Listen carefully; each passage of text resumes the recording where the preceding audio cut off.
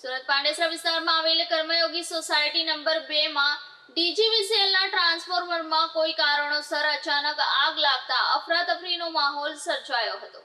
પાંડેસરા વિસ્તારમાં આવેલ કર્મયોગી society number 2 માં પ્લોટ નંબર 615 ખાતે ડીજીવીસીએલના ટ્રાન્સફોર્મરમાં કોઈ કારણોસર અચાનક આગ ફાટી નીકળી હતી। ડીજીવીસીએલના ટ્રાન્સફોર્મરમાં આગ લાગતા અફરાતફરીનો માહોલ સર્જાયો હતો। ટ્રાન્સફોર્મરના 50 ફૂટ દૂર માધ્યમિક ઉચ્ચ માધ્યમિક સ્કૂલ આવેલી છે। ઉપરથી વરસાદ અને 50 ફૂટ દૂર માધ્યમિક સ્કૂલની બાજુમાં ડીજીવીસીએલના ટ્રાન્સફોર્મરમાં આગ લાગતા ભયનો માહોલ સર્જાયો હતો।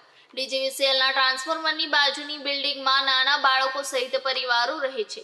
આગ લાગતા લોકોમાં ભયનો માહોલ સર્જાયો હતો। સોસાયટી દ્વારા આ ટ્રાન્સફોર્મરને ખસેડવા બાબત ઘણીવાર અરજીઓ કરવામાં આવી હતી। આ ટ્રાન્સફોર્મરની 50 મીટરની અંતરે સ્કૂલ હોવાથી સોસાયટીના લોકો દ્વારા ઘણીવાર ડીજીવીસીએલ અને ઉધના સાઉથ ઝોનમાં અરજી હોવા છતાં કોઈ નિવારણ નથી કરાયું। આગ લાગતા સ્થાનિક લોકો ઉધના સાઉથ ઝોન અને બમરોલી ડીજીવીસીએલ સામે લોકોએ રોષ વ્યક્ત કર્યો હતો।